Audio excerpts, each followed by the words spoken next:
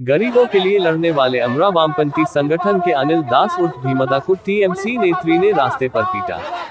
पश्चिम मेदिनीपुर जिले के खड़गपुर शहर के खरेदा इलाके में तृणमूल नेत्री बेबी कोले व उनकी टीम ने गरीबों के लिए लड़ने वाले वामपंथी संगठन के नेता अनिल दास को जमीन पर पटक पटक कर पीटा।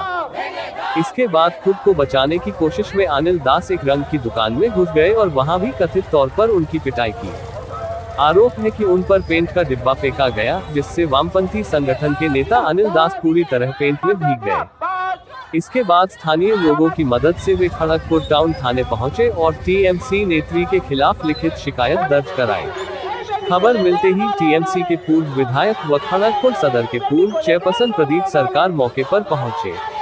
उन्होंने कहा कि बेबी कोले उनकी पार्टी की सदस्य है, लेकिन उन्हें नहीं पता कि बेबी कोले अभी किस पद पर है। वे पुलिस से तत्काल कार्रवाई करने को कहेंगे। हालांकि इस घटना के बाद जब बेबी कोले को बार बार फोन किया गया तो उन्होंने फोन नहीं उठाया।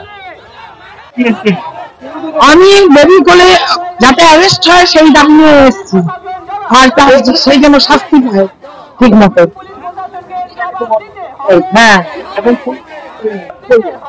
ওটাই আমি খুশি, কিন্তু এখনো অবধি করে অ্যারেস্ট হয়নি।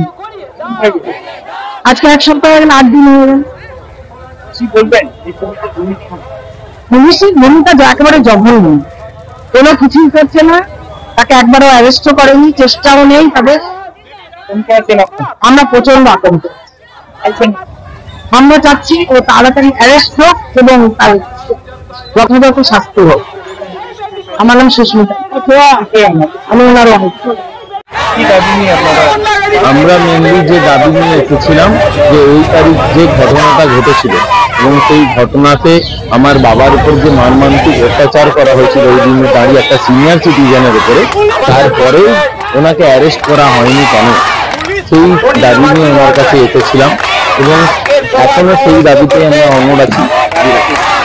এসডিপিও সাহেবের কাছে এসেছিলাম, ওনাকে আমরা একটা ডেপুটেশনও দিয়েছি, ডেপুটেশনটা উনি রিসিভও করেছেন এবং উনি বলেছেন খুব তাড়াতাড়ি এটার ব্যবস্থা উনি নেবেন।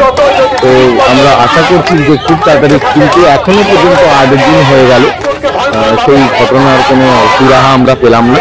তো তদন্তের ব্যাপারে উনি কিছু নির্দেশ দিলেন, তো সেই নির্দেশ অনুযায়ী যদি কাজ হয় আশা করছি আর কিছু দিনের মধ্যে আমরা সুরাহা পাবো।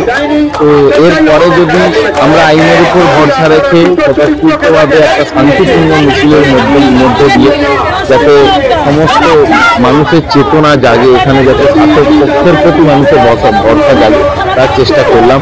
এরপরে যদি মানুষ ভরসা না পায় তাহলে মানুষ আশাহত হবে, পুলিশের প্রতি ভরসা পুরোপুরিভাবে উঠে যাবে। যদি বেবি কোলেকে অ্যারেস্ট না করা হয় তাহলে আমরা যেরকম আইনত ব্যবস্থা নিচ্ছি সেই আইনত ব্যবস্থার মধ্যে দিয়ে আমরা হাইকোর্টের দ্বারস্থ হয়েছি, আগেই আপনাদের জানানো হয়েছে।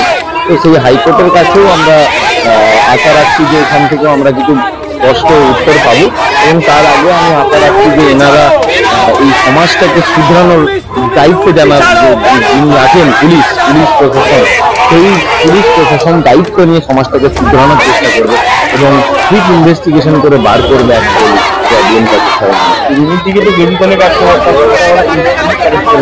না। তৃণমূল থেকে আমি শুনলাম আজকে শাসক পার্টি থেকে রবি কোলের শাসক পার্টি থেকে ওনাকে বার করা হলো।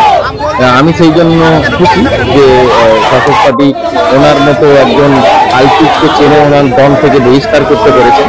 কিন্তু আমি এখনো পর্যন্ত প্রশাসনের কাছে আরো আশা রাখছি, যদি প্রশাসন কোনোভাবে পুলিশকে সাহায্য করতে পারে, করে যাতে একটা বিহিত ঘটাতে পারে, আমরা যাতে দেখতে পাই যে একটা প্রবীণ মানুষকে যারা আক্রমণ করেছে তারা সবার সামনে দাঁড়িয়ে গ্রেপ্তার হলো এবং সমাজটা শুধরালো এবং দায়িত্ববান সমস্ত মানুষ তাদের দায়িত্ব পালন করলেন, সেইটাই আশা রাখছি। আপনার নাম?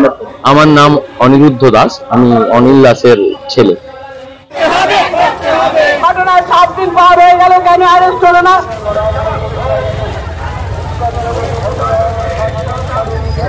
বেবি কোলে দেড় গালে গালে, বেবি কোলে দেড় গালে গালে, বেবি কোলে দেড় গালে গালে,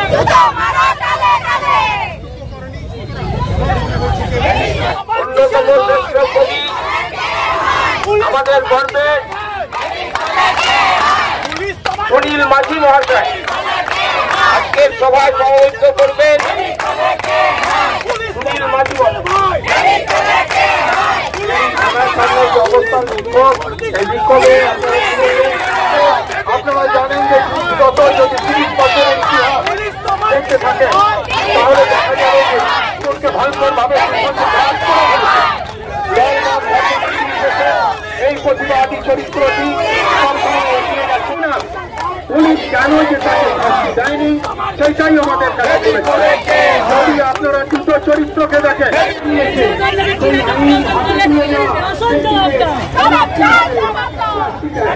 যদি কোনো অভিযোগ থাকতো তাহলে তার আগেই তারা হবে